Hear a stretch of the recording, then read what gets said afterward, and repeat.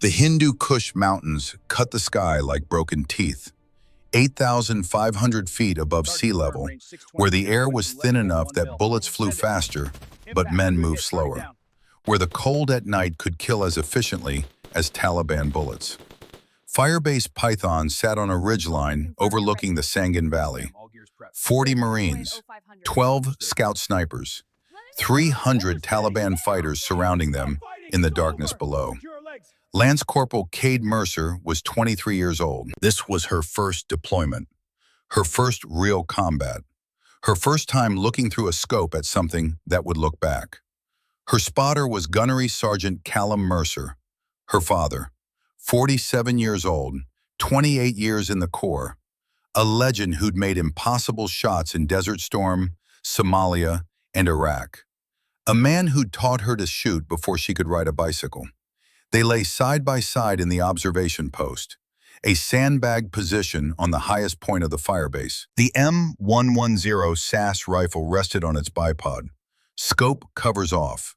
Magazine loaded. 20 rounds of Federal Gold Medal match. 175 grain Sierra Match King bullets.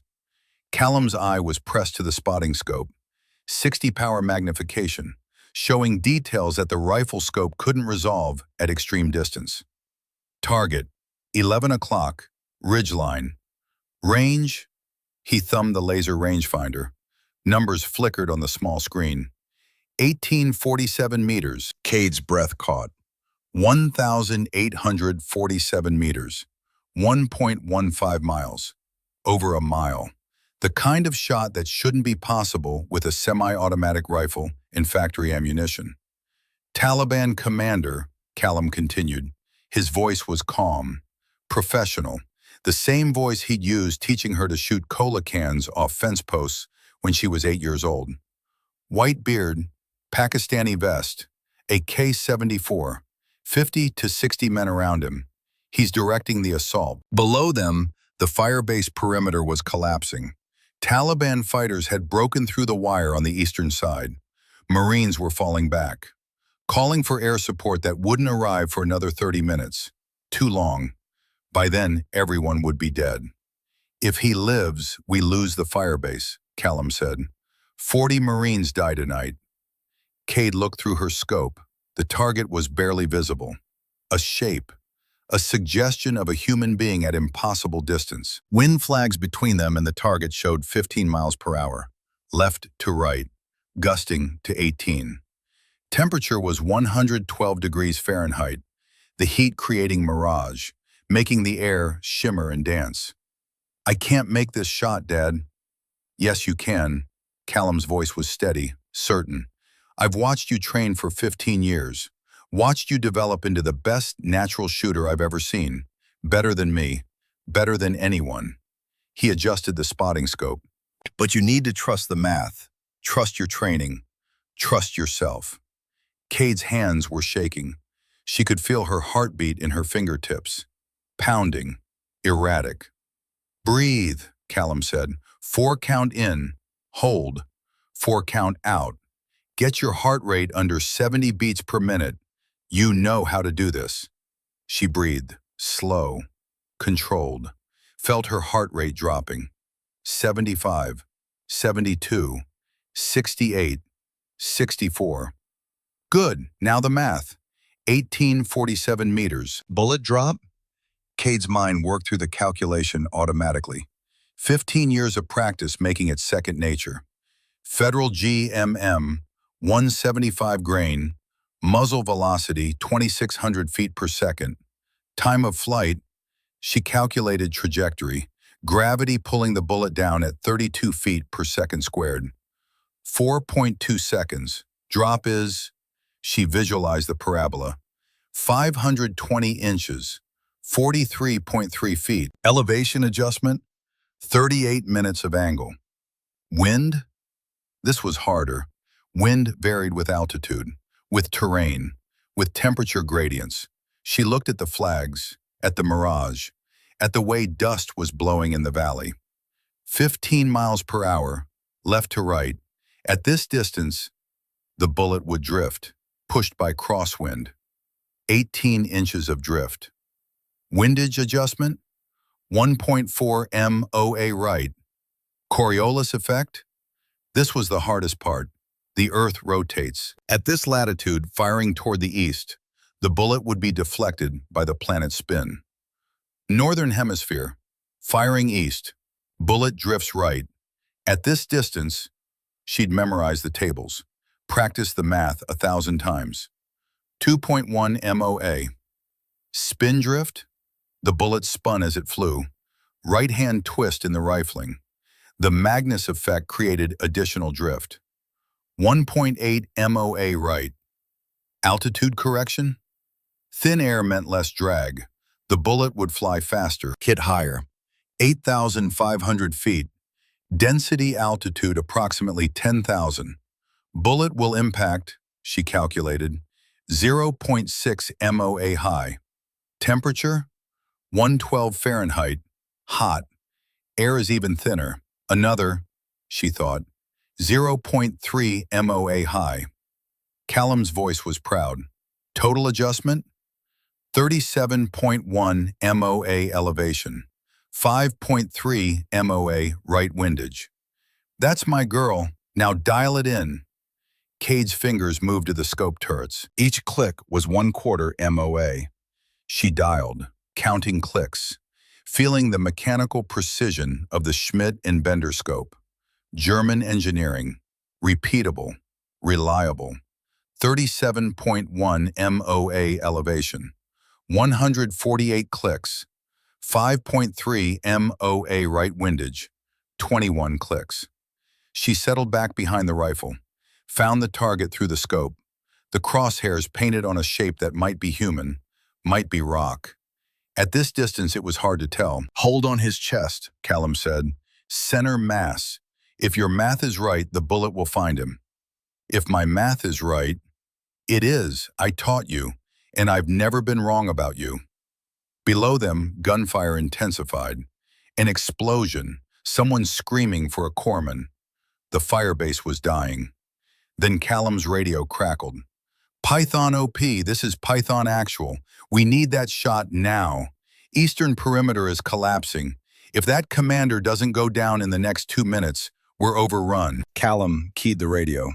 Python Actual, OP, shot in progress. Stand by. He looked at Cade. Their eyes met. Father and daughter. Gunnery sergeant and lance corporal. Spotter and shooter. Take your time, he said. You've got this. Cade's breath slowed. Her heartbeat steadied. 64 beats per minute. The rifle settled. The crosshairs found the target. She took up the slack in the trigger. Smooth, progressive, the way Callum had taught her when she was 8 years old, and they were shooting at 200 yards instead of 2,000. The shot broke clean. The recoil drove into her shoulder. The rifle came back down. She stayed on target, watching, waiting. 4.2 seconds of flight time. 4.2 seconds where 40 Marines lived or died based on mathematics and wind and the rotation of the Earth. 4.2 seconds that felt like 4.2 hours. Then the radio crackled. Python OP, this is actual. Target down. Confirmed. Taliban are scattering. You just saved 40 lives. Outstanding shooting. Callum grinned, reached over and squeezed her shoulder. Told you, best shooter I've ever seen. Cade's hands were shaking now, adrenaline flooding her system.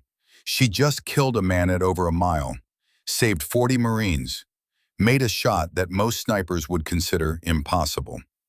Call sign from now on is Ghost, Callum said, because that's what you are. Invisible, untouchable, landing rounds where nobody thinks you can reach. Ghost, Cade repeated, testing the sound. Ghost. But the celebration was short-lived. An explosion. Close. Too close. The sandbagged wall of the observation post erupted, shrapnel screaming through the air. Cade felt something hot slash across her shoulder. Superficial. But Callum made a sound.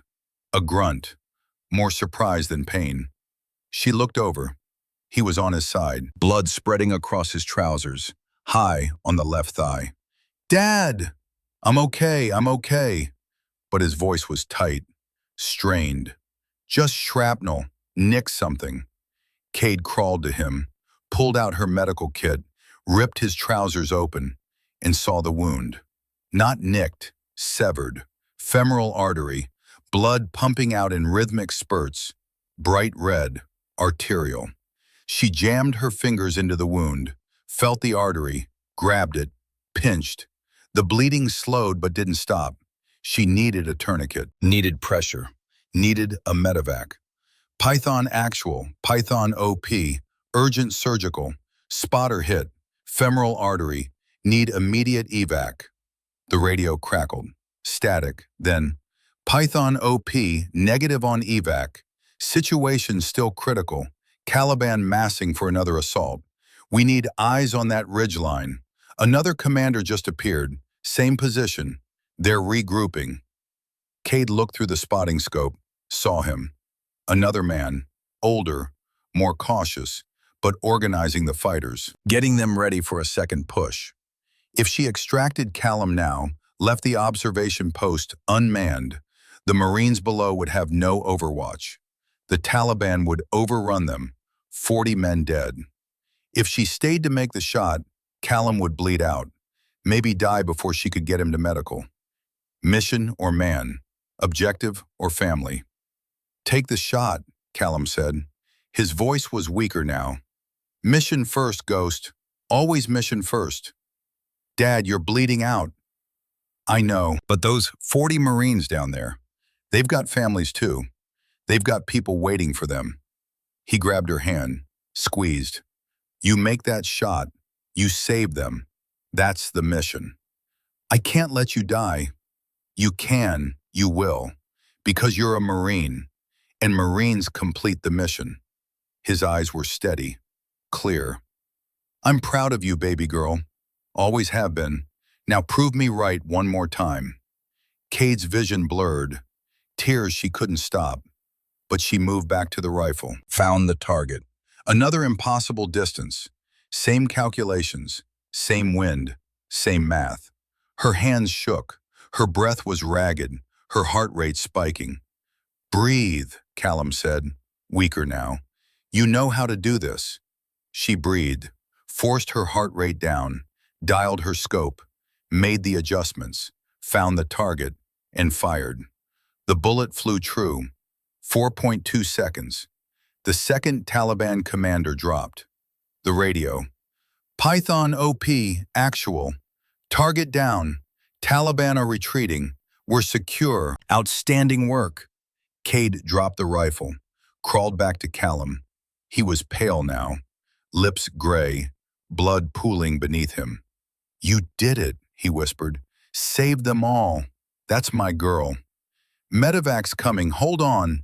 Just hold on. Cade, his hand found hers, cold now.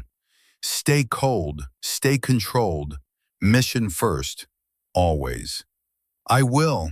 I promise. That's all I need to hear. His eyes closed. His hand went slack. Lance Corporal Cade Mercer held her father while he bled out in a sandbag observation post 8,500 feet above sea level. Held him while 40 Marines below celebrated their survival. Held him while the medevac helicopter finally arrived too late. Mission accomplished. 40 Marines saved. One gunnery sergeant dead. She'd made the choice her father wanted. The choice the Marine Corps demanded. And for the next 15 years, she'd carry the weight of wondering if it was the right one. The sign outside the armory read, Advanced Marksmanship Unit, in regulation white letters on Marine Corps green. Morning light filtered through North Carolina pines.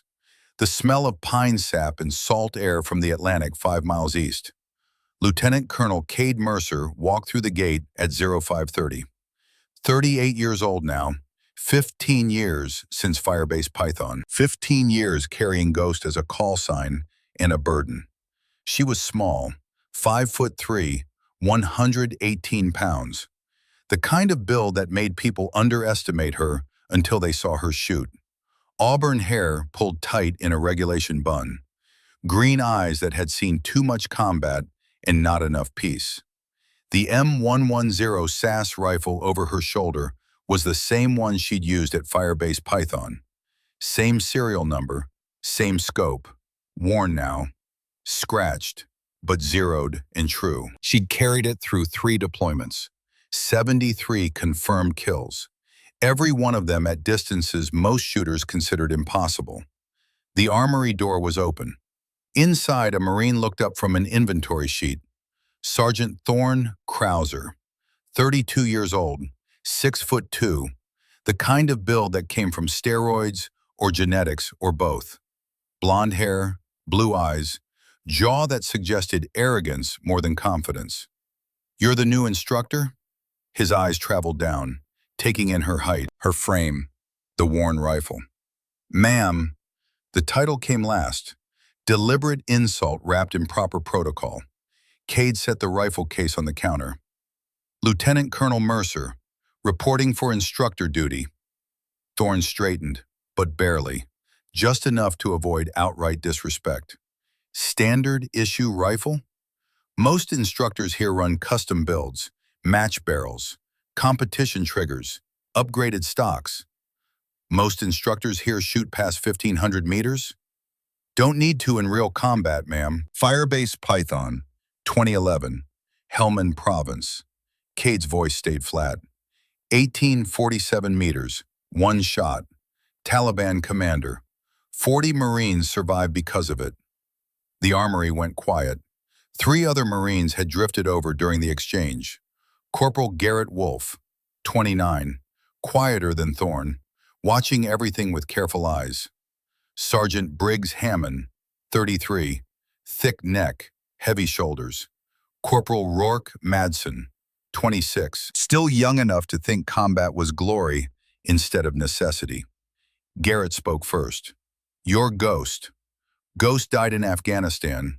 Cade picked up her rifle case. "I'm just Lieutenant Colonel Mercer now."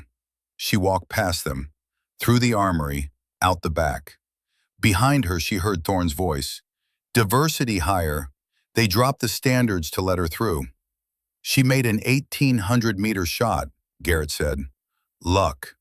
Saving 40 Marines isn't luck. Bet she doesn't last 3 months." Cade kept walking. She'd heard it before, would hear it again. Words were just noise. Performance was proof. The 1,000-meter range stretched across rolling North Carolina terrain. Steel targets at fixed distances. Wind flags every 100 meters showing 8 miles per hour left to right. Temperature 72 degrees. Perfect conditions. Thorn Krauser stood at lane 1. His rifle was art. Custom Remington 700 action.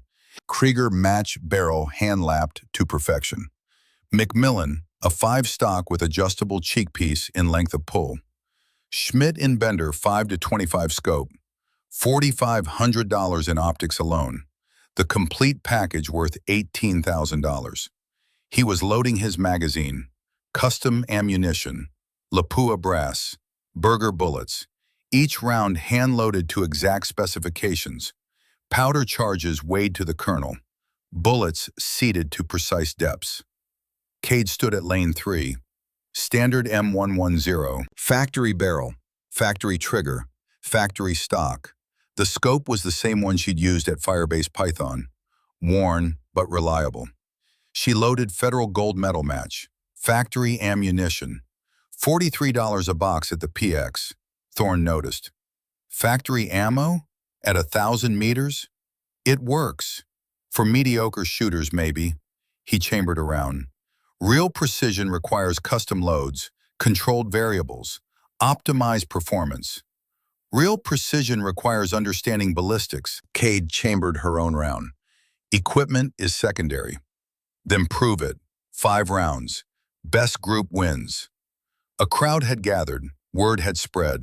The new instructor challenging Thorne's supremacy. People wanted to see blood.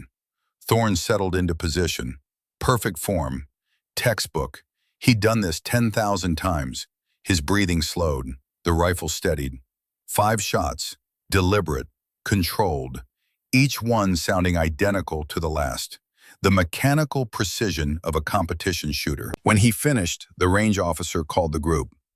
Krauser, 8 inches, centered on target, 8 inches at 1,000 meters. That was exceptional. That was bragging rights. That was proof that expensive equipment and careful loading produced results. Thorne stood, brushed dust from his uniform, smiled.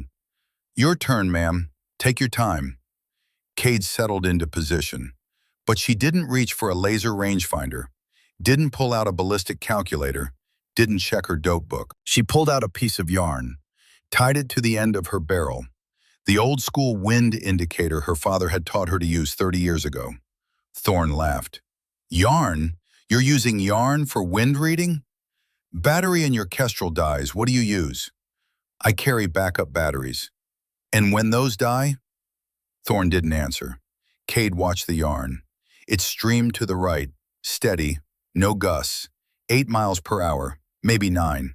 She looked at the mirage through her scope, the shimmer of air above the target. That confirmed the wind. Left to right, steady. She didn't use the laser rangefinder either, just looked through her scope at the target, used the mil-dot reticle. The target was 36 inches tall. In her scope, it measured 3.6 mils. Range equals target size divided by mil reading times 1,000. 36 divided by 3.6 times 1,000. Range was 1,000 meters. Confirmed. Now the math. Federal gold medal match, 175 grains Sierra Match King. Muzzle velocity, 2,600 feet per second. At 1,000 meters, bullet drop would be approximately 230 inches, 19.2 feet. That required 26 minutes of angle elevation adjustment. Wind, 8 miles per hour left to right. At 1,000 meters, wind drift would be approximately 15 inches. That required 1.4 MOA right windage. Temperature, 72 degrees. Standard pressure. No altitude correction needed. No temperature correction needed. Coriolis effect. Negligible at this distance. Maybe 0.1 MOA. Not worth dialing. Spin drift. Right-hand rifling twist. Maybe 0.2 MOA right at this distance. Combined with wind, total windage was 1.6 MOA right. She dialed her scope. 26 MOA elevation. 1.6 MOA right windage. Her fingers moved automatically, muscle memory from 15 years in 10,000 repetitions. Then she settled. Her breathing slowed. 4 count in, hold, 4 count out. Her heart rate dropped. 68, 64, 60. The rifle steadied. The crosshairs found center mass. She took up the trigger slack, smooth, progressive, the way Callum had taught her. The shot broke clean. She cycled the action, chambered another round. The semi-automatic function of the M110 meant faster follow-ups than Thorne's bolt gun. She fired again, and again, 5 rounds in 12 seconds. The range officer's voice crackled over the radio. Pause. Then again, louder. "Mercer, 4 inches, centered." 4 inches, half of Thorne's group, with a rifle worth 1/5 the price, with ammunition that cost 1/10 as much, with techniques that hadn't changed since her father had learned them in the 1980s. The range went silent. Thorne stared at the target through his spotting scope, his face reddening, his jaw clenching. "Lucky group," he said finally. "Wind must have shifted." Cade pointed at the wind flags. "Haven't moved." "Then you must have custom loads." "Had to." She ejected her magazine, handed it to him. "Federal gold medal match. Same box you can buy at the PX. Same ammunition I've used for 15 years. Thorne looked at the ammunition, at the rifle, at Cade, and something ugly moved behind his eyes. Not just embarrassment, something deeper. Rage mixed with humiliation, mixed with the realization that everything he believed about superiority was wrong. "You made us look bad," he said quietly. "Made us look like amateurs in front of everyone." "Then stop shooting like amateurs." His hand moved. Fast. Aggressive. Garrett stepped between them. Thorne, stand down. She's undermining everything we've built here. She's teaching fundamentals, real fundamentals, the kind that work when your batteries die and your custom equipment breaks. Garrett's voice was firm. Back off. Thorne looked at Garrett, at Cade, at the crowd watching. Then he turned and walked off the range, but his voice carried back. This isn't over. That evening, Cade was sitting in her quarters when someone knocked. She opened the door. Sergeant Major Owen Blackwood stood in the hallway, 62 years old, 43 years of service written in every line on his face, ribbons covering his chest, combat action ribbon, Navy Cross, 3 Purple Hearts, bronze star with V device, the kind of service record that made generals respectful and colonels nervous. Lieutenant Colonel Mercer, may I come in? Sergeant Major. She stepped aside. Blackwood entered, looked around the Spartan room. Footlocker, desk, rack. Nothing personal except a photograph on the desk. Callum Mercer in Desert Utilities. Desert Storm, 1991.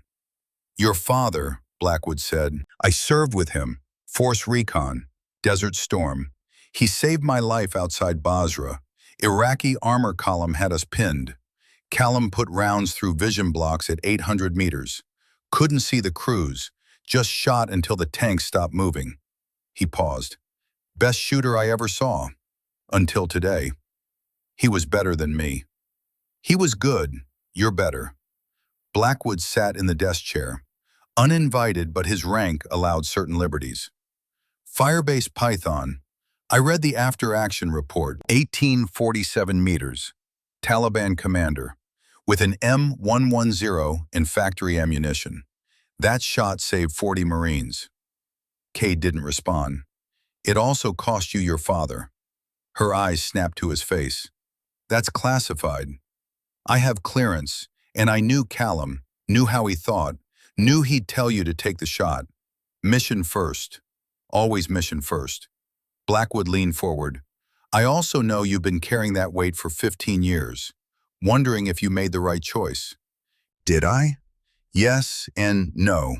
And it doesn't matter because you'd make the same choice again. That's who you are. That's who Callum raised you to be. He pulled out a folder, thin, classification markings on the cover. But right now, I need you to make another choice. He opened the folder, incident reports, photographs, medical records. 8 instructor accidents, past 18 months. 3 equipment failures, rappelling harness, parachute rigging, rifle obstruction. 2 training mishaps, broken bones, mysterious falls during routine exercises. 3 forced resignations. Instructors who challenged old methods and suddenly decided the Marine Corps wasn't for them. Cade flipped through the pages. Each incident was documented, investigated, concluded with words like mechanical failure and training error and no fault assigned. Pattern? Every single instructor who got hurt or forced out was someone who taught new techniques, updated doctrine, safety protocols that some people considered too cautious. Blackwood's voice was hard. And every single incident happened when Sergeant Thorne Krauser and his crew were on duty. You can't prove it. I tried. Every time I bring evidence to Sergeant Major Victor Brennan, it disappears. Every witness suddenly has memory problems. Every investigation gets shut down. He closed the folder. Brennan's been here 20 years, runs the enlisted corps like his personal kingdom, protects people like Thorne because Thorne's father was some hotshot colonel back in the 90s. Legacy connections. Old boy network. Cade set the folder down. Why are you telling me this? Because I'm dying. Blackwood's voice didn't change, just stated it as fact. Pancreatic cancer, stage 4, 4 months, maybe less. And before I go, I need to know this unit survives me in better shape than I found it. Sergeant Major, I need someone who can't be intimidated, someone with the skill set to protect themselves. Someone who understands that mission first doesn't mean protecting the institution. It means protecting the Marines who serve it. He stood. Your father taught you that. Now I'm asking you to prove it. What do you want me to do? Make them try. Whatever they're planning, whatever intimidation or harassment or violence they think will work. Make them commit to it. But this time, we document everything. Build a case so airtight that even Brennan can't bury it. You want me to be bait. I want you to be the evidence that changes this place. Blackwood moved toward the door. Stopped. Major General Catherine Ashford has been investigating Brennan for 6 months. She needs proof. Real proof. Help me give it to her. And if they hurt me, then you adapt. Like you did at Firebase Python. Like you've done your whole career. He looked at the photograph of Callum. Mission first, Ghost. Always. He left. Cade sat alone in her quarters, looking at her father's face, remembering Firebase Python, remembering the choice she'd made, remembering 40 Marines who lived because one gunnery sergeant died. Mission first, always. But now the mission was different. Not 40 Marines in a firebase, hundreds of Marines in a system that needed fixing. And if that meant putting herself at risk, well, that's what Marines did. 7 days later, Cade received orders. Inventory check. Supply Depot, Building 7. Required completion by 2200 hours. Alone.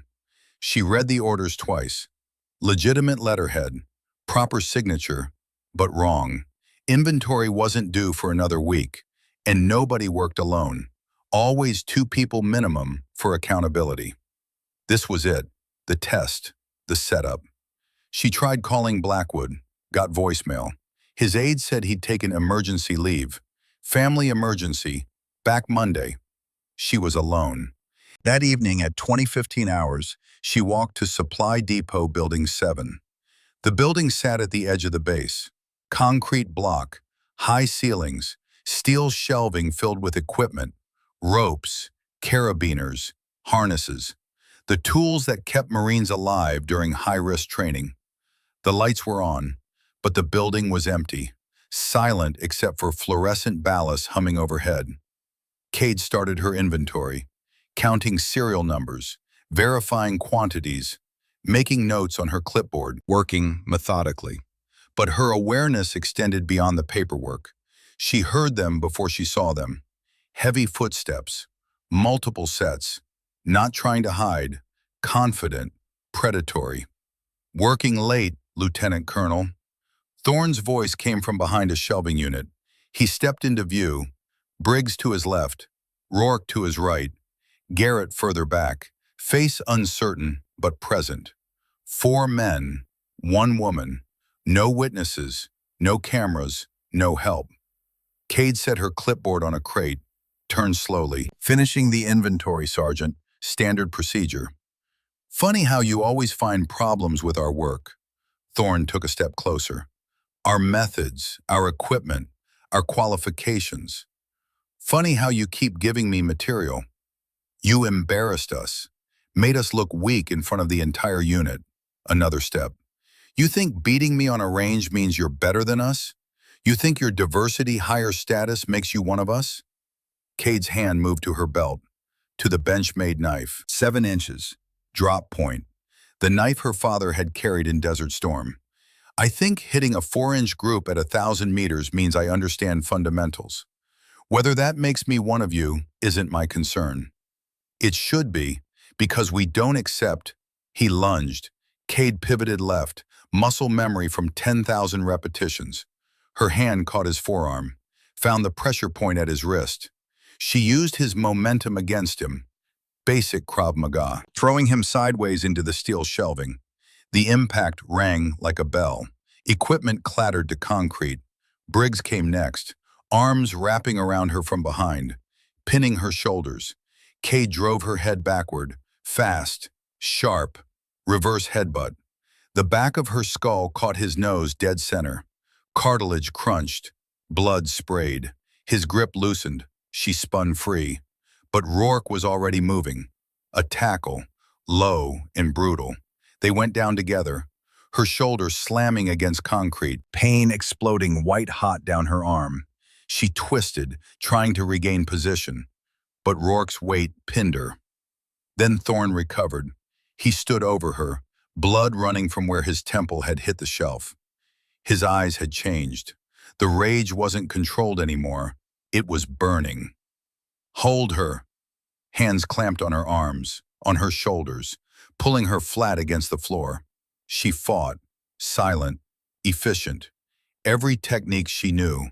But three grown men, all Marine qualified, all coordinated, all stronger. The math didn't work. Thorne looked down at her. You think speed makes you a Marine? You think breaking records makes you one of us? He raised his boot. The boot came down on her right knee. The sound wasn't loud, a wet crack like green wood snapping, but it echoed in Cade's skull, louder than gunfire. Pain radiated upward, sharp and dizzying, turning her vision white at the edges. Her mind cataloged automatically. Lateral tibial plateau, 8 millimeters displaced, maybe more. She didn't scream, wouldn't give them that. Thorne's boot lifted again. Now try setting records. The second stomp hit her left knee. Medial tibial fracture, 6 millimeters displaced. The pain doubled, compounded, became something that couldn't be ignored. Her body wanted to curl inward, to protect itself. She forced it still. Through the haze, she stared past them. Not at Thorne, through him, her expression blank, empty except for calculation. Thorne stepped back, breathing hard. No report, no charges. Understood? Cade didn't answer, just kept staring, memorizing, every detail, every face, every word. I said understood. Tactical error, Sergeant. Thorne frowned. What? You made a tactical error. Her voice came out steady, calm. You'll see. For 3 seconds, nobody moved, frozen between violence committed and consequences not yet arrived. Then Thorne turned. Move, now. They fled, boots pounding, door slamming. Silence. Cade lay on the cold concrete, breathing controlled despite pain screaming through both legs. Her hands were shaking, adrenaline with nowhere to go. She started to crawl, 15 feet to the equipment cage. Every inch was agony, broken bones grinding, sweat breaking across her forehead, vision tunneling. But she kept moving, because Marines don't quit. They adapt, they overcome, they complete the mission. And her mission was just beginning. The braces arrived at 0600 as promised. Carbon fiber shells with titanium reinforcement rods running the length of her legs. Polymer padding on the interior, Velcro straps and metal buckles for secure fit. They looked like something from a science fiction film. Dr. Whitmore helped her fit them. These will lock your knees in place. No flexion, no rotation. You'll walk stiff-legged. Stairs will be difficult. Running will be impossible. Cade adjusted the straps, testing the fit. What's the weight capacity? They're rated for standard body weight plus 50 pounds of gear. But Colonel, that's under normal circumstances. With your fractures, what's the tensile strength of the titanium rods? Whitmore blinked. Around 90,000 psi.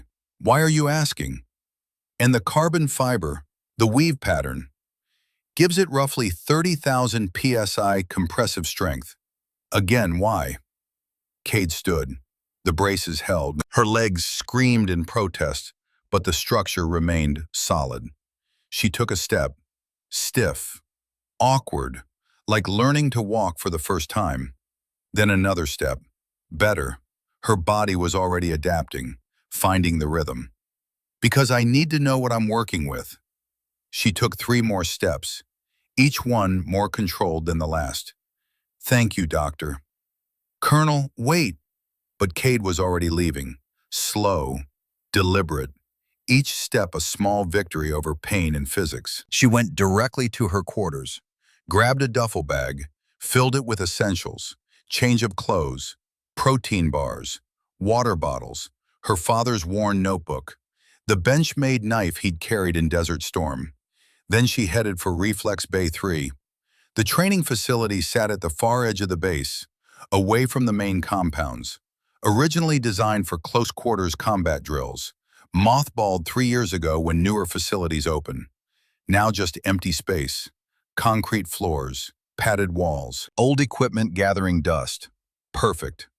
Cade stood in the center of the bay, looking around with a tactician's eye.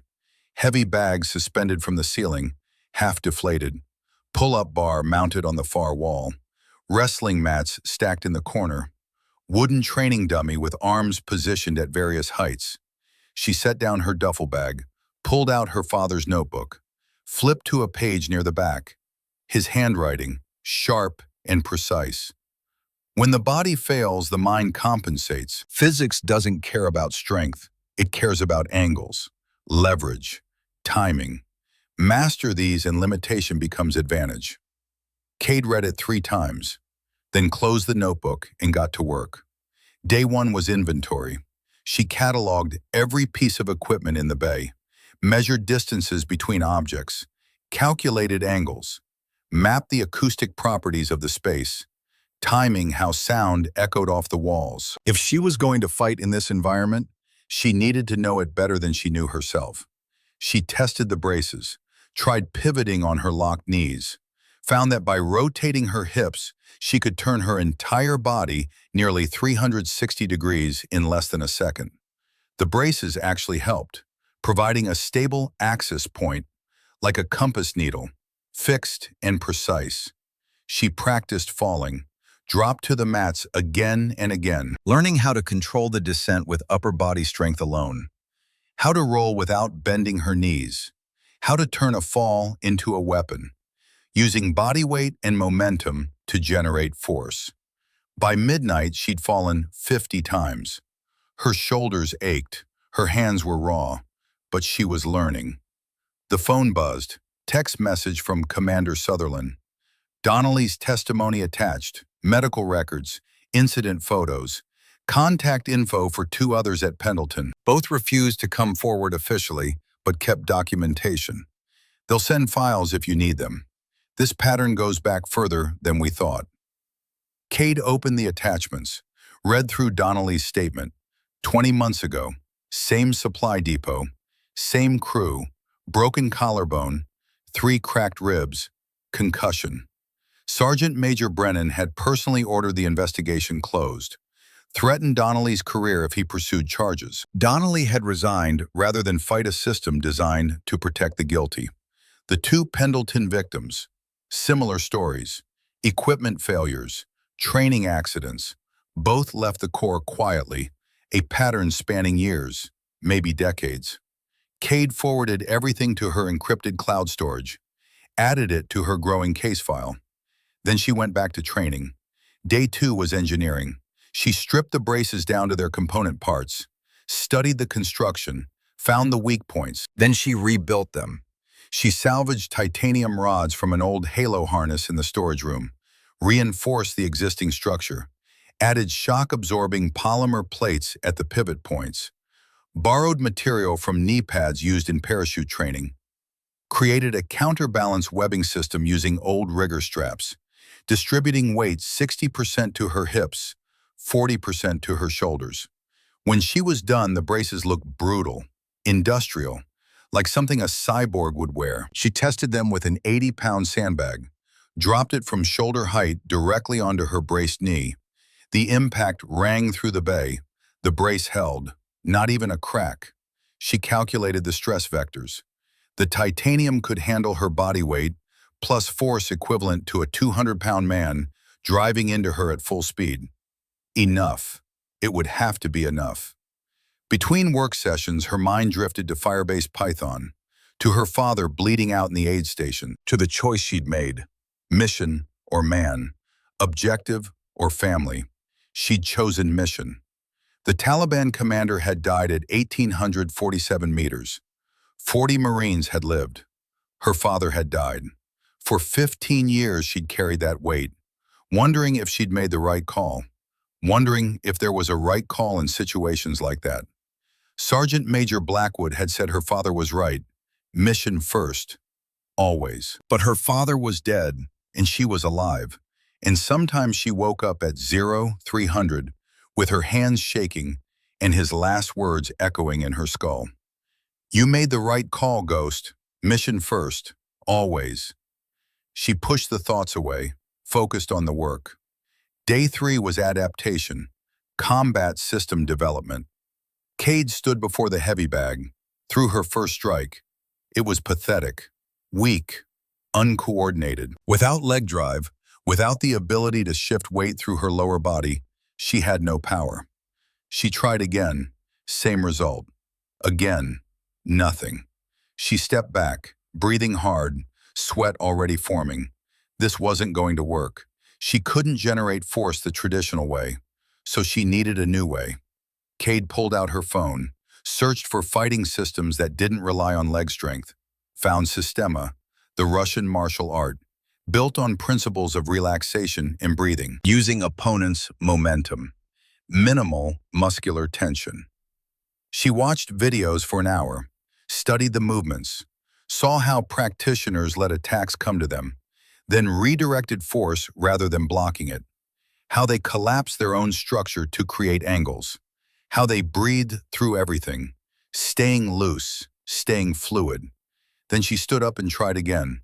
This time she didn't try to hit hard, she tried to move efficiently, rotated her hips, let her torso generate the force, kept her core tight and her shoulders loose, used the bag's return swing to time her strikes, intercepting momentum rather than creating it.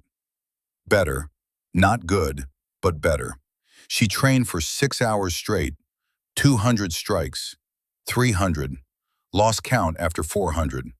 Her technique refined with each repetition.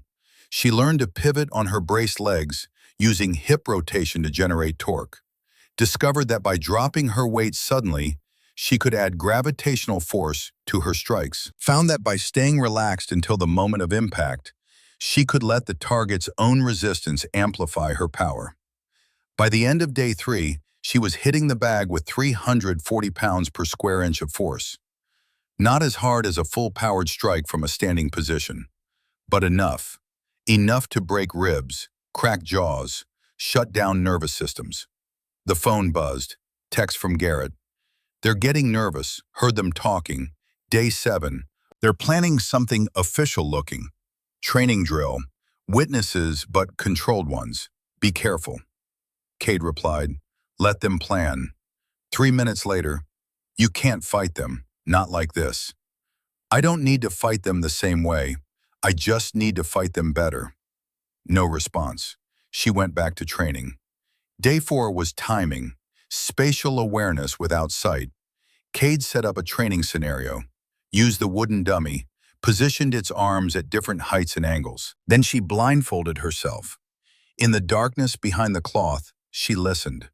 The bay had its own rhythm, the hum of ventilation, the creak of the suspended bag swaying slightly, the echo of her own breathing off the padded walls. She reached out, moving slowly, mapping the space through sound and memory, found the dummy, traced its arms with her hands, memorized the positions. Then she stepped back, counted to 3, moved. Her hand found the dummy's left arm, shoulder height. She swept it aside with a wrist redirect, pivoted on her locked knee, found the right arm, lower, knee height if she'd been able to bend. She dropped her weight, caught it with both hands, used the dummy's rigid structure as leverage to swing her body in an arc. She did this for hours, attack patterns emerging from repetition, her body learning to navigate space without sight, relying on sound, on touch, on instinct honed through 10,000 repetitions. By the end of day 4, she could move through the bay blindfolded and hit any target within 10 feet in under 2 seconds. The physical training was brutal, but it was also meditation, a way to quiet the noise in her head, the guilt about her father, the anger at Thorne and his crew, the fear that she might fail. When her body moved, her mind went still. There was only breath and balance and the geometric certainty of applied physics. Night 4, she couldn't sleep. The pain in her knees had become a constant presence, throbbing, grinding. The anti-inflammatories barely touched it. She lay on a foam mat in the corner of Reflex Bay 3, staring at the ceiling, thinking about Sergeant Major Blackwood. 4 months to live, maybe less. Pancreatic cancer, one of the worst ways to go. Slow, painful, inevitable. He was spending his last months trying to fix a system he'd watched rot from the inside, trying to protect Marines he'd never meet, trying to make sure his death meant something. Mission first, always. Her father's philosophy, Blackwood's philosophy, the Marine Corps philosophy. But Cade was starting to understand it differently now. The mission wasn't just the objective. The mission was the people who came after, the next generation, the ones who deserved better than what they were getting. Her phone buzzed. Text from Blackwood. Day 7 confirmed. Reflex Bay 2, 2100 hours. Ashford will be an observation room with JAG and NCIS. Everything recorded, multiple angles. This is our shot. Don't waste it. Cade replied, I won't. Then, how are you feeling, Sergeant Major? Long pause. 3 minutes. Like hell, but I'll live long enough to see this through. That's all that matters. That's not all that matters. It is to me. Get some rest, Colonel. 3 days left. She put the phone down, closed her eyes, and eventually sleep came. Day 5 was weapons adaptation. Cade studied the modified forearm crutch she'd been using for mobility. Standard aluminum, lightweight, designed to take pressure off injured legs. Inadequate. She disassembled it. Replaced the aluminum shaft with a steel rod from the equipment room. Added rubber grip tape. Reinforced the armrest with polymer padding. When she was done, it weighed 4 pounds and could be used as a striking weapon. A lever. A hook. She practiced with it for hours, using it to extend her reach, to redirect incoming attacks, to create angles that wouldn't exist without it. The crutch became an extension of her arm, moving with the same fluidity as her strikes. She also worked without it, because in a real fight, weapons get dropped, get taken away. She needed to be just as dangerous with nothing in her hands. She practiced falling again, but this time she practiced falling into attacks, dropping her weight suddenly while throwing strikes, using gravity as a force multiplier, turning defensive maneuvers into offensive weapons. By the end of day 5, she developed a complete fighting system, built on physics and timing, on angles and leverage, on using her opponent's expectations against them. They'd expect her to be weak, immobile, defensive. She'd be none of those things. That evening, her phone rang. Not a text, an actual call. Unknown number, she answered. Mercer. Colonel, this is Captain Patrick Donnelly. Commander Sutherland gave me your number. The voice was rough, weathered. The voice of someone who'd seen combat and come home, changed. Captain, I heard what happened to you. Same depot, same crew, same playbook. Pause. I'm sorry. I should have fought harder, should have made noise. Maybe if I had, they wouldn't have. Don't. Cade's voice was firm. You made the choice you had to make. For your family, your future. I'm not judging that. Then why are you fighting it now? Because I don't have a family waiting at home. Because I've got nothing to lose except a career that's already broken. And because someone has to stop them before they do this to someone who can't fight back. Silence on the line. Then Donnelly spoke again, his voice thick. What do you need from me? Everything. Testimony, records, details about Sergeant Major Brennan's involvement, names of anyone else who might have been targeted. I'm building a case that can't be buried. You'll have it, all of it. I kept copies of everything, medical records, incident reports, communications with Brennan, even photographs of my injuries. Another pause. Colonel, they're dangerous. Thorne especially. He's got rage issues that go beyond normal hazing. And Brennan protects him because Thorne's father was some big-shot colonel back in the 90s. Legacy connections. Old boy network. I know. Do you? Because when I tried to report it, Brennan made my life hell. Reassigned me to shit duties. Blocked my promotions.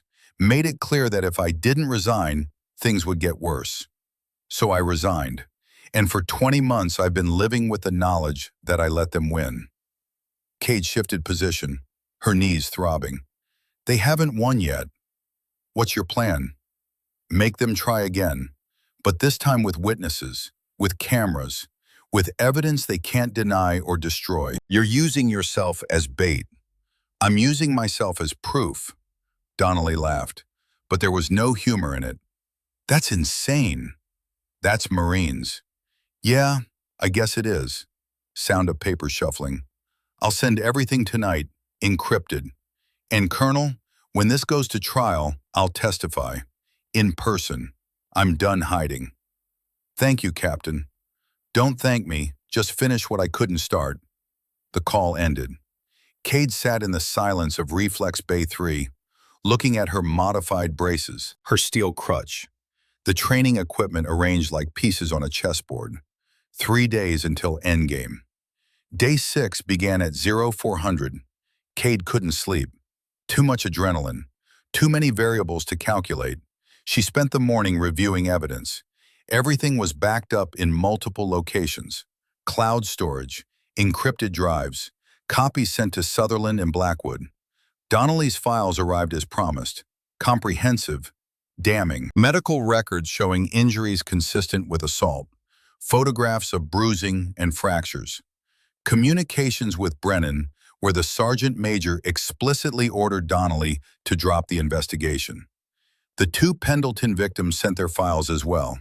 Similar patterns. Same protective behavior from senior enlisted leadership. This wasn't just Brennan. This was systemic.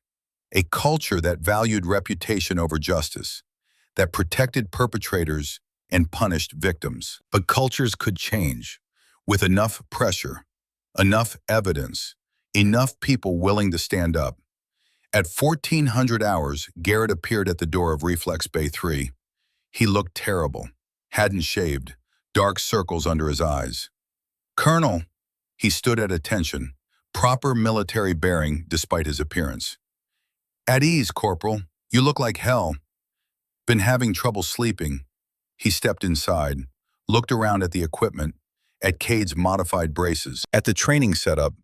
Jesus Christ, you've been training like this? Every day.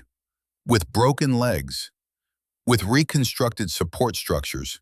She gestured to the braces. Titanium reinforcement. Polymer shock absorption. Load distribution optimized for zero knee flexion. They're better than the originals. Garrett stared at her. You're serious. Physics doesn't lie, Corporal. The braces create stable pivot points. My hip rotation generates more torque than most people get from their entire kinetic chain. And without the ability to rely on leg strength, I've been forced to perfect leverage-based techniques that are actually more efficient. You sound like you believe that. I've tested it. 600 repetitions on the heavy bag. Force measurements averaging 340 psi. That's enough to incapacitate. More than enough. Garrett walked to the heavy bag, examined the impact marks, the wear pattern. Why are you telling me this? Because tomorrow night, you're going to have a choice. Participate with Thorne and Briggs and Rourke, or stand aside. I already made my choice. I'm not participating. I know. The files you sent were helpful. Brennan's communications especially. Garrett's face went pale. How did you... The syntax, the formatting, the level of detail. Only someone with direct access to Brennan's systems could have pulled that information. Cade's voice was calm, not accusatory. You took a risk. Thank you. My sister, Natalie, she's going to Ranger School. She called me last week, so excited, talking about how she's going to prove that women can hack it. And all I could think about was what happens if she gets assigned to a unit like this, with men like Thorne. What made you participate in the first place? Garrett looked away. I don't know. Loyalty to the crew, I guess. Thorne was my team leader in Afghanistan, saved my life twice. When he said we had to send a message to instructors who were making us look bad, I went along. Didn't think it through. Didn't consider that we were becoming exactly what we swore to fight against. In Donnelly, I held the door, made sure no one interrupted, told myself I was just following orders, just being loyal. His voice cracked. But I knew it was wrong.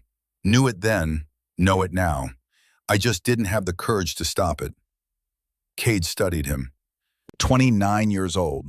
Good Marine. Good man. Just caught up in a toxic system that rewarded conformity over conscience. Tomorrow night you're going to testify. After it's over, when it's safe. Major General Ashford will need your statement, the communications files, everything you've documented. My career will survive. You'll get a formal reprimand, transfer to a different unit, but you'll keep your rank. And you'll be able to look your sister in the eye, knowing you did the right thing. Garrett nodded slowly. What about you? After tomorrow? Surgery, recovery, then back to work. Someone has to implement the reforms. Make sure this doesn't happen again. You really think one case will change the entire system? One case won't, but one case plus testimony from multiple victims, plus documented evidence of systemic cover-up, plus pressure from a general officer who's been waiting for ammunition? Cade smiled. That might do it. Garrett stood there for another moment, then came to attention, saluted. Cade returned the salute. Dismissed, Corporal. Get some rest. Tomorrow's going to be a long day. He left. Cade went back to training. By evening, she'd run through the entire combat sequence 200 times. Every possible variation, every angle. She knew exactly how she'd handle Rourke, Briggs, Thorne. The only variable was Garrett, but she'd accounted for that. If he participated, she'd adapt. If he stood aside, even better. Her phone buzzed. Text from Blackwood. Ashford confirmed. Tomorrow, 2100 hours. She'll have JAG prosecutor, NCIS lead investigator, and 15 senior officers as witnesses. This is our shot. Cade replied, I'll be ready. Then she pulled out her father's notebook, read his words again. Mission first, always, no exceptions. But underneath in her own handwriting, she'd added something 6 months ago, after Firebase Python. After the guilt had settled into a permanent weight, the mission is protecting the people who come after. She closed the notebook, put it in her duffel bag, lay down on the foam mat. Sleep came easier tonight because she knew what was coming, had trained for it, had calculated every variable. Day 7 arrived with clear skies, low humidity, temperature forecast for 78 degrees, perfect conditions for what was coming. Cade spent the morning doing light work, stretching, mobility drills, keeping her body warm without exhausting it. She ate carefully. Protein, complex carbohydrates, hydration, fuel for what lay ahead.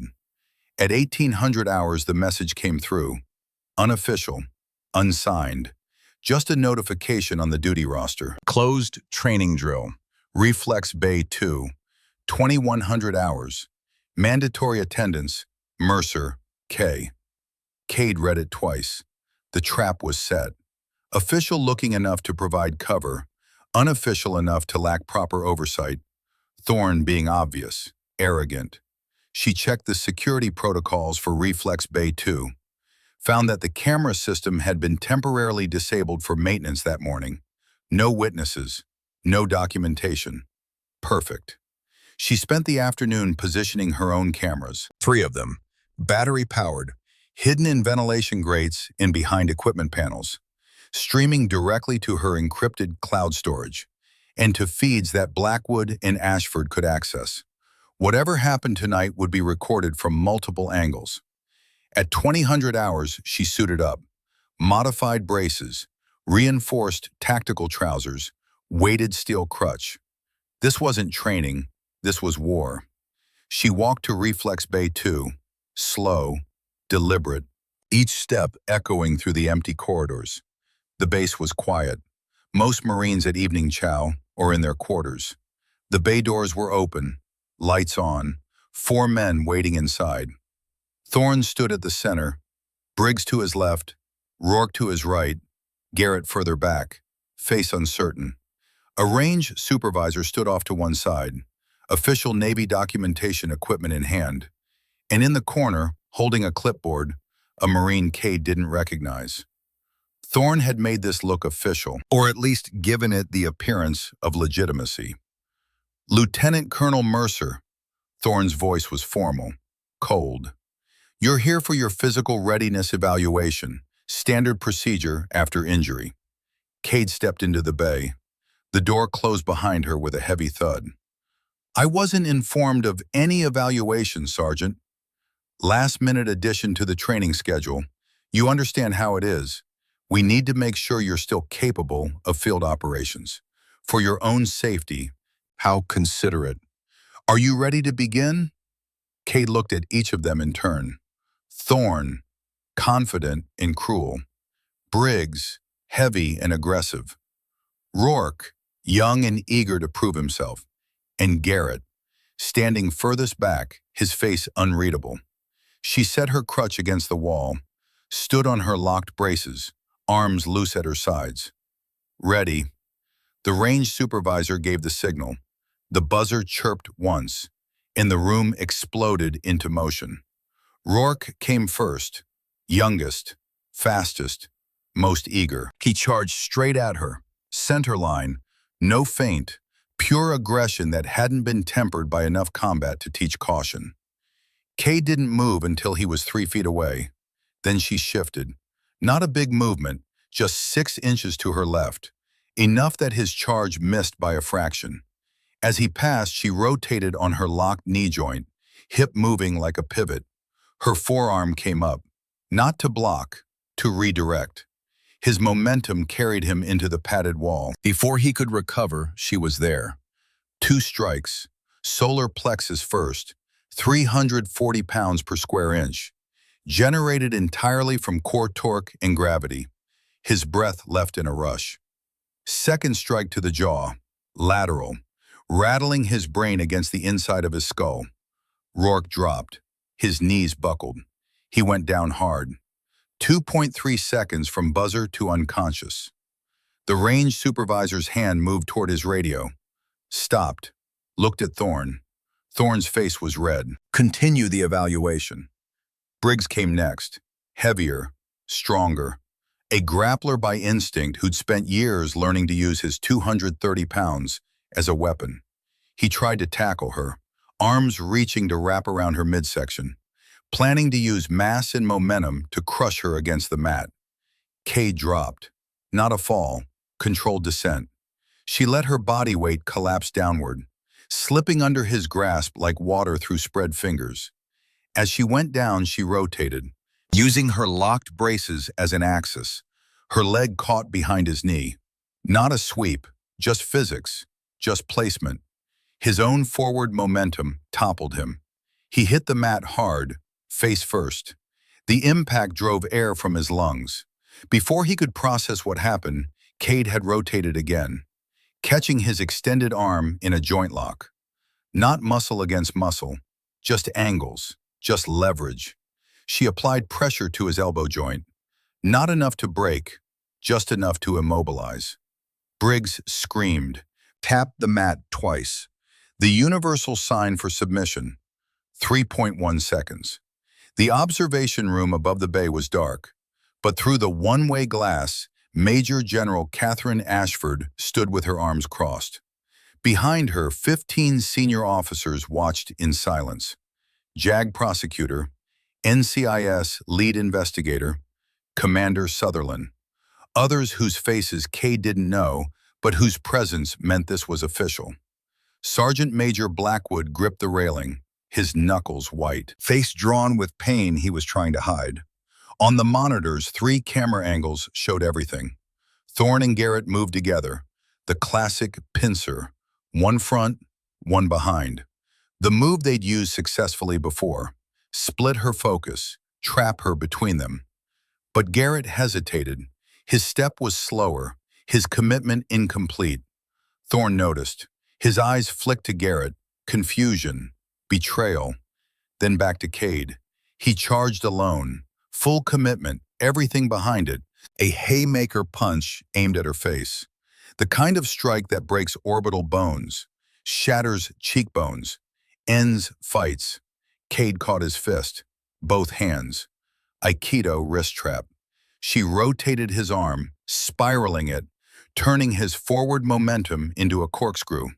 His body followed his hand. His balance broke. But Thorne was stronger than the others, more experienced. He'd been in real combat, had learned to fight through pain and surprise. He absorbed the throw, twisted, bagged her throat with his free hand, slammed her into the padded wall. The impact drove air from her lungs.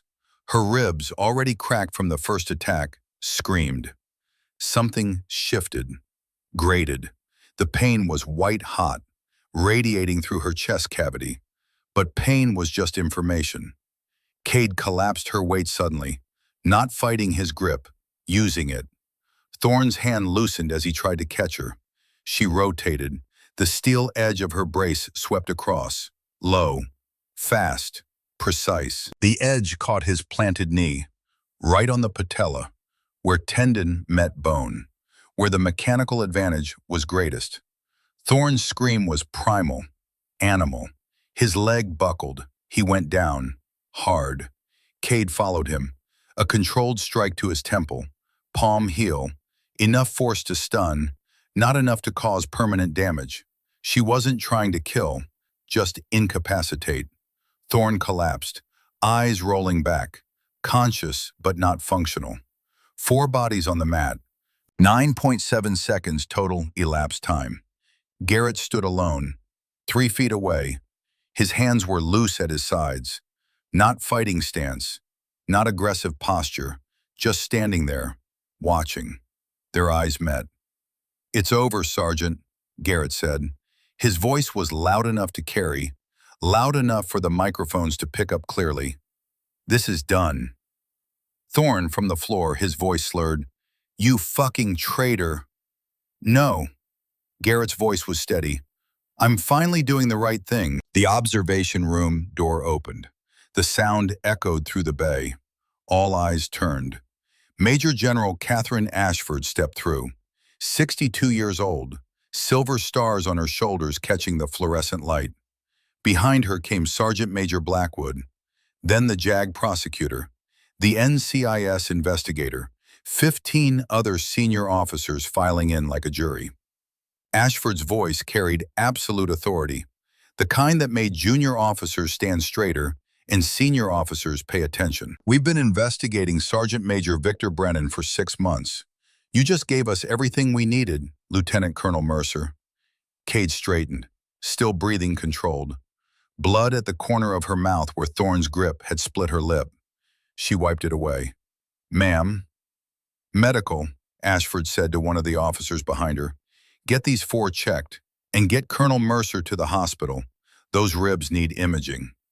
"After, ma'am," Cade said. "I'd like to hear what happens to Sergeant Major Brennan." Ashford's expression didn't change, but something shifted in her eyes. Respect, maybe, or recognition of someone who understood how power worked. "Sergeant Major Brennan attempted to leave the base 30 minutes ago. Gate security stopped him. NCIS has him in custody now." She pulled out a tablet, showed Cade the screen, footage of Brennan at the main gate, trying to talk his way past security, getting more agitated, finally being restrained and cuffed. His laptop was seized. IT forensics recovered files he'd tried to delete, communications going back 15 years, instructions on how to handle problem instructors, specific orders to intimidate and harass, 9 documented assaults, 12 cover-ups. Ashford's jaw tightened. He built a system to protect people like Sergeant Krauser, and that system ends tonight. Cade nodded once. The adrenaline was fading now, the pain in her ribs intensifying, her knees throbbing despite the braces. But she stayed upright, stayed focused. "Corporal Wolf," Ashford turned to Garrett. You're confined to quarters pending investigation. You'll be called to testify. Yes, ma'am. Garrett came to attention. I have additional evidence, communications files, documentation of Sergeant Major Brennan's involvement, everything I could access. Commander Sutherland will collect that tonight. You made the right choice, Corporal. Eventually. Yes, ma'am. Medics arrived, started checking the 4 men on the floor. Rourke was conscious now but groggy. Briggs was holding his elbow. Thorne was conscious but disoriented. All 3 were loaded onto gurneys. The range supervisor and the Marine with the clipboard were escorted out by NCIS. They'd been complicit, knowing participants in a setup. Ashford watched them go, then turned back to Cade. You need medical attention. I will, but first I need to know the timeline. When does this go to review? 48 hours. Joint Evaluation Board. You'll present evidence. Corporal Wolfe will testify.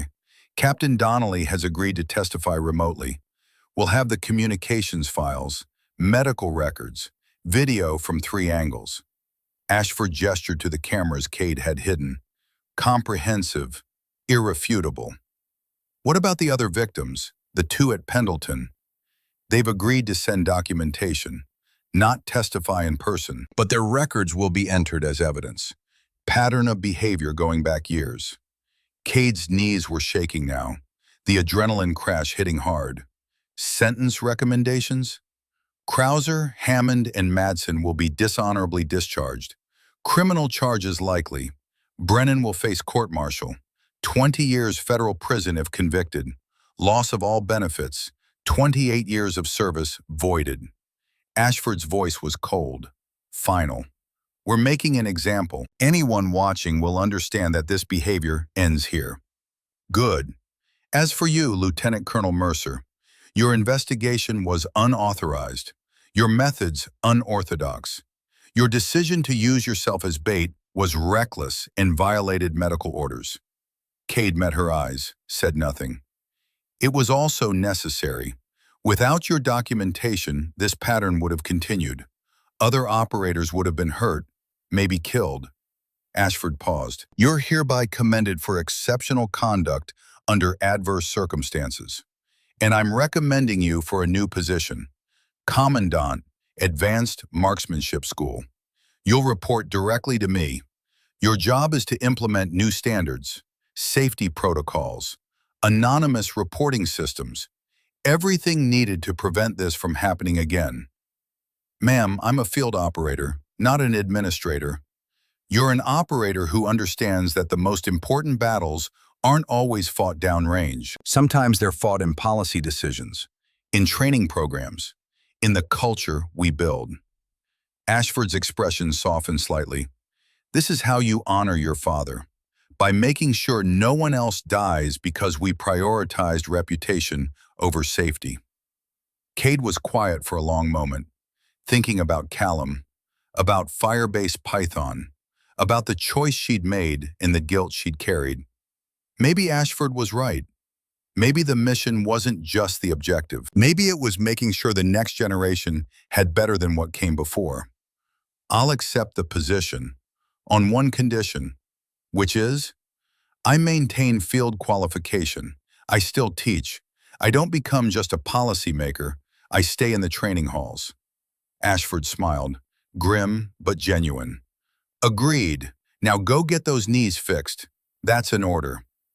The surgery took 6 hours. Pins in both knees, plates to stabilize the fractures. Dr. Whitmore worked with orthopedic specialists from Naval Medical Center. They rebuilt what Thorne had broken. When Cade woke up in recovery, Sergeant Major Blackwood was sitting beside her bed. He looked worse than before. Gray, drawn, the cancer eating him from inside. How you feeling, Colonel? Like someone rebuilt my legs with spare parts. Her voice was rough from intubation. You look terrible, Sergeant Major. Yeah, well, cancer will do that. He leaned back in the chair. Board review is tomorrow. Ashford wants you there if you're able. I'll be there. Figured you would. Blackwood pulled out a flask, took a sip, put it away. Against hospital rules, but nobody was going to tell the sergeant major no. Your father would be proud. You know that? He'd probably tell me I was an idiot for letting them break my legs. He'd tell you that. Then he'd buy you a drink and brag about you to anyone who'd listen.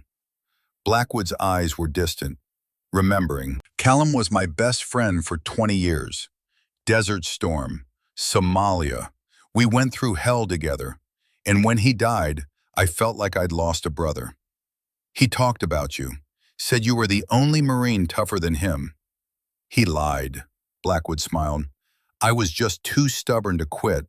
That's different than tough. Is it? Yeah, tough is enduring. Stubborn is refusing to accept that some things can't be endured. He looked at her. You're stubborn. Like your old man. Like me. And that's why this worked. Because you refused to accept that they could get away with it. Cade shifted in the bed. Her knees were immobilized, elevated, wrapped in compression bandages. The pain was manageable now, medication helping, but she knew it would get worse during recovery. How much time do you have, Sergeant Major? 3 months, maybe 4. Depends on how the body decides to shut down. I'm sorry. Don't be. I've had a good run. 43 years, 3 wars. Made it home when a lot of good Marines didn't. He stood, slowly, like movement hurt. What I'm not sorry about is this. What we did, what you did, because that's a legacy that matters. Mission first. Mission first. Blackwood moved toward the door. Stopped. Get some rest, Colonel. Tomorrow you finish this. The joint evaluation chamber was built for judgment. Steel and glass. Long table at the front for the review board. Witness stand to the side. Gallery seating for observers. Recording equipment capturing everything. Kate arrived at 0845, 15 minutes early. She wore her service dress blues. Decorations earned over 15 years displayed on her chest. Her knees were braced, medical grade, not the combat braces she'd built. She used a cane now, doctor's orders. The chamber filled slowly. Board members took positions. 7 officers, including Ashford at center. Representatives from JAG, NCIS in Senior Marine Command. Legal advisors on both sides. Court reporter. At 0850, Thorne entered with his attorney. He looked smaller somehow, less confident. His eyes found Cade, looked away quickly. Briggs and Rourke entered separately, both with counsel, both avoiding eye contact. At 0855, Garrett entered. No attorney, just a folder of documents and an expression that said he'd made peace with whatever came next. At 0900 exactly, Ashford called the review to order. This board convenes to investigate allegations of assault, systematic cover-up, and abuse of authority within Marine Corps training programs. The primary incident occurred 7 days ago at Camp Lejeune. Additional incidents dating back 20 months will also be examined. She looked at Cade. Lieutenant Colonel Mercer, present your evidence. Cade stood, walked to the front, her cane clicking on the floor. She set her tablet on the display table, connected it to the main screens. Ma'am, members of the board, what I'm about to present is a documented pattern of violence, intimidation, and institutional cover-up that has compromised operational integrity and endangered personnel for over 15 years. For the next 30 minutes, she walked them through everything, the timeline, the evidence, the pattern. She started with Captain Donnelly's assault 20 months prior, the security footage showing Thorne and Garrett present, Brennan's orders to handle it internally, Donnelly's forced resignation, then her own experience, the sabotaged equipment, the warnings from Garrett, the attack in the supply depot, medical records showing bilateral tibial fractures, the 7 days of unauthorized training, the modifications to her braces, the development of an adapted combat system, finally the setup in Reflex Bay 2, the fake training drill, the cameras she'd placed, the combat footage from 3 angles showing 4 Marines attempting to assault an injured officer and being systematically neutralized. When she finished, the chamber was silent. Ashford spoke first. Lieutenant Colonel, you conducted this investigation while injured, without official authorization, using yourself as bait for potential assault. Explain your reasoning. Because reporting through official channels would have resulted in the same outcome as Captain Donnelly. The investigation would have been buried, dismissed as personal conflict. The pattern would have continued. Cade's voice was steady. I needed evidence that couldn't be buried, and I knew that if I could document everything, build an irrefutable case, the system would have to respond. One of the board members from Senior Marine Command leaned forward. Colonel, you deliberately antagonized Sergeant Krauser and his crew. You broke their training records. You outperformed them repeatedly. Couldn't they have simply responded to professional criticism poorly? Rather than this being systematic targeting? Cade turned to face him. Sir, breaking training records is the job of an instructor. Setting new standards is how we push candidates to excel. If Sergeant Krauser interpreted professional excellence as personal attack, that speaks to his unsuitability for service. Not to any fault of mine. But you could have been more diplomatic. Diplomacy is important, but competence isn't negotiable. Neither is safety. Ashford intervened. Let's hear from the witnesses. Captain Donnelly is standing by via remote connection. The screen shifted. Donnelly appeared, sitting in what looked like a home office, wearing a suit. Civilian now, but his bearing still military. He testified for 15 minutes, detailed his attack, the cover-up, Brennan's personal threats, the 20 months of watching from outside, wondering if speaking up would have made a difference. I thought staying quiet protected my career. Turns out I didn't have a career worth protecting. Not if it meant letting the people who hurt me keep hurting others. Then Garrett took the witness stand. He placed his folder on the table, looked directly at the board. My name is Corporal Garrett Wolfe. I participated in the assault on Captain Donnelly 20 months ago. I was present during the attack on Lieutenant Colonel Mercer 7 days ago. I witnessed both and did nothing to stop either. His voice was steady, resigned, not making excuses. I was following what I thought was loyalty. Sergeant Krauser was my team leader in Afghanistan, saved my life multiple times. When he said we had to send a message to instructors who were undermining our standards, I went along. Didn't question it. Didn't consider that we were becoming exactly what we'd sworn to protect against. He pulled out the USB drive. These documents show Sergeant Major Brennan's direct involvement in covering up at least 9 separate incidents over 15 years.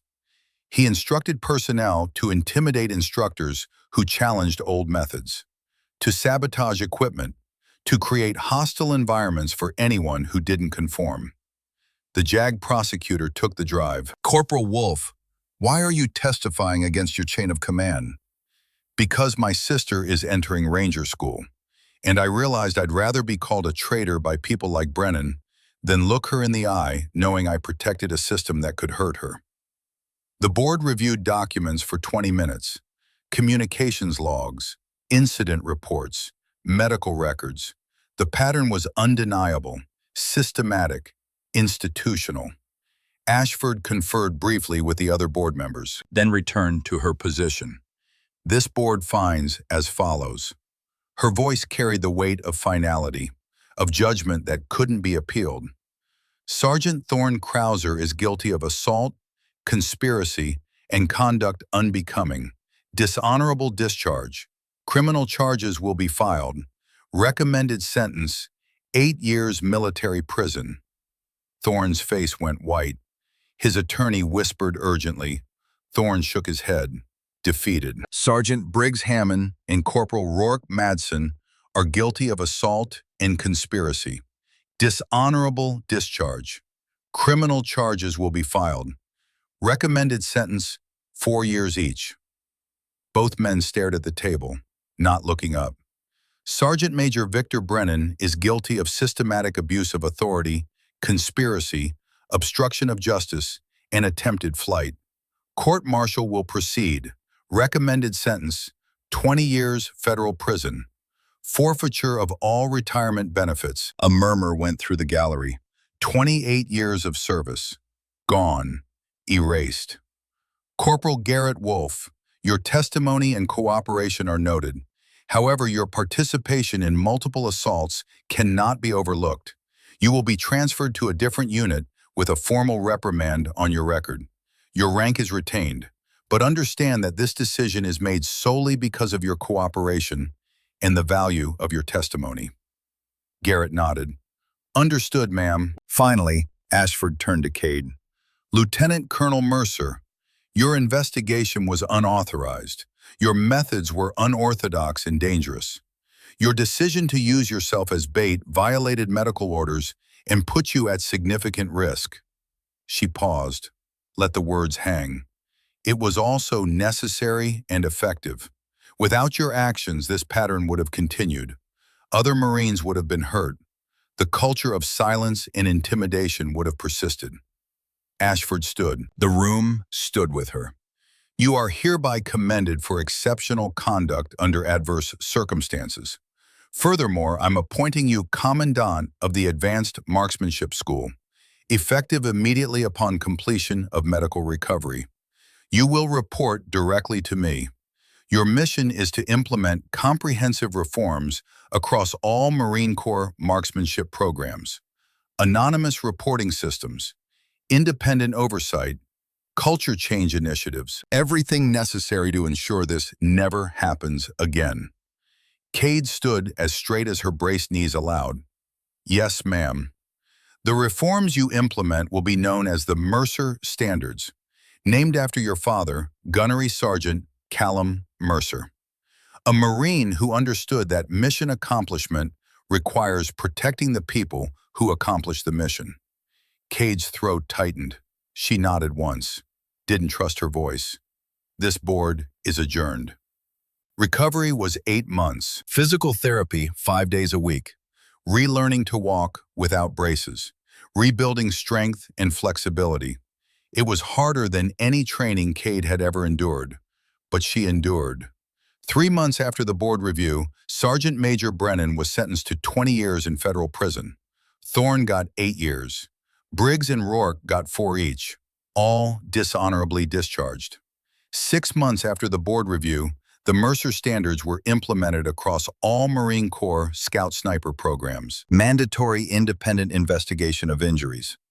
Anonymous reporting with civilian oversight. Quarterly culture assessments. Zero tolerance for retaliation. 3 instructors from other bases came forward with their own stories. NCIS opened investigations. 2 more senior enlisted personnel were court-martialed. Captain Donnelly was offered reinstatement. He declined, but accepted a position as a civilian consultant on operator safety programs. Garrett Wolfe was transferred to instructor duty at Fort Benning, teaching new methods, building better culture. His sister Natalie completed Ranger School with honors, and at 0600 on a Tuesday morning in early fall, 18 months after the attack, Cade returned to the training fields, not at Camp Lejeune, at Quantico, where the Marine Corps Scout Sniper School trained the next generation. She wore utilities, no decorations, no rank insignia visible. Just a Marine teaching Marines. 12 students stood at attention, the first fully integrated Scout Sniper class.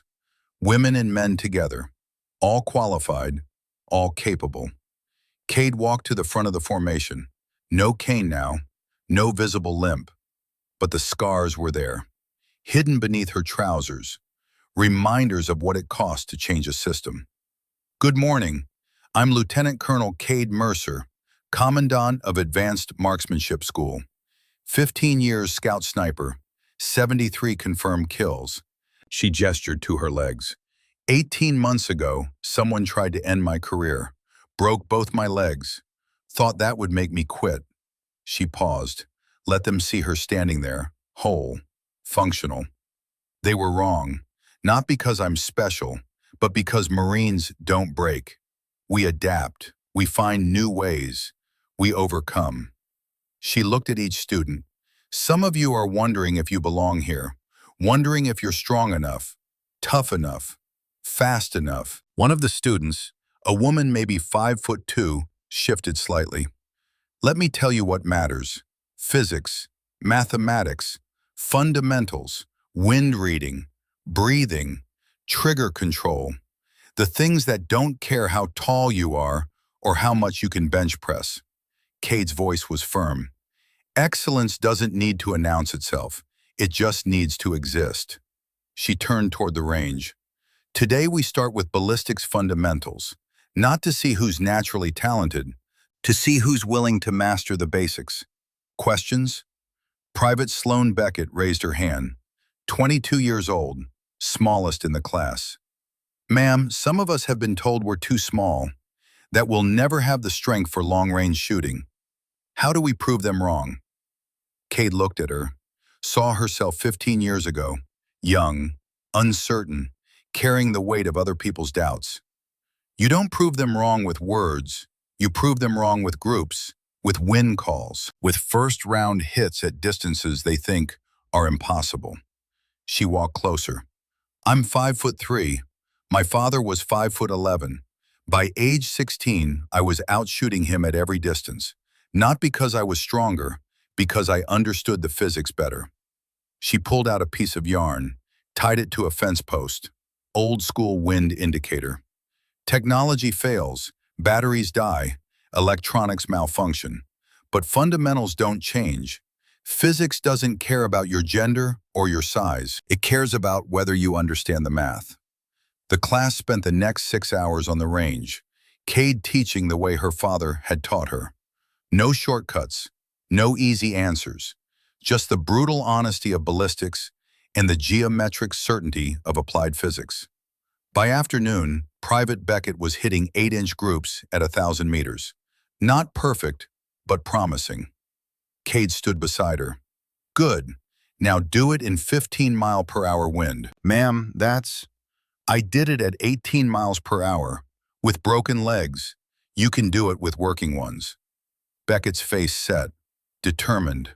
She adjusted her scope, calculated, fired. 7-inch group, better than before. Outstanding, Private. That's what fundamentals look like. That evening, Cade walked the perimeter of the base, alone, the sun setting over Virginia hills, thinking about everything that had brought her here. Her father dying in Afghanistan, the choice she'd made. Mission first, always mission first. Thorn breaking her legs. The 7 days that followed, the adaptation, the fight, the board review, the reforms, the slow, grinding work of changing a culture that had been broken for decades. Her phone buzzed. Text from Natalie Wolfe. Ma'am, I graduated Ranger School today. Top of my class. My brother says I have you to thank for making it possible, for changing the system. Thank you. Cade replied, Your brother did that. He made the hard choice. Be proud of him. I am, and I'm proud to serve in a corps that's finally getting this right. Cade put the phone away, kept walking. In the distance, she could see the memorial range, dedicated 6 months ago, named after Gunnery Sergeant Callum Mercer, a place where Marines learned to shoot the way he'd taught, with discipline, with fundamentals, with understanding that accuracy came from knowledge, not strength. And beside it, a smaller memorial for Sergeant Major Owen Blackwood, who died 4 months after the board review, who'd spent his last months making sure the system survived him in better shape than he'd found it. 2 men who'd taught her that mission first didn't mean mission only. It meant understanding that the mission was people, protecting them, teaching them, making sure they had better than what came before. Cade stood at the memorial, placed her father's old yarn wind indicator at the base, the one he'd used in Desert Storm, the one she'd carried through 3 deployments. Mission accomplished, Dad. The standards you taught me, the fundamentals, they're the foundation now. Not just for me, for everyone who comes after. She touched the plaque, cold metal, warm evening light. And I learned something you never taught me, that the most important mission isn't always downrange. Sometimes it's right here, making sure the next generation has what they need to succeed. The wind picked up. The yarn streamed to the east. Steady, reliable. Cade turned back toward the base, toward the barracks where 12 students were studying ballistics tables and wind formulas, preparing for tomorrow's training, building the foundation that would carry them through careers she'd never see but had helped make possible. Marines don't break, they adapt, they overcome, they teach the next generation to do the same. And as she walked into the falling darkness, Lieutenant Colonel Cade Mercer carried that knowledge like a weapon. Sharp, precise, ready to deploy whenever the mission required. Because the mission never ended. It just changed form. From pulling triggers to writing policy. From making shots to making sure others could make shots. From being ghost to teaching a generation of ghosts. Mission first, always. But now she understood what the mission really was. The end.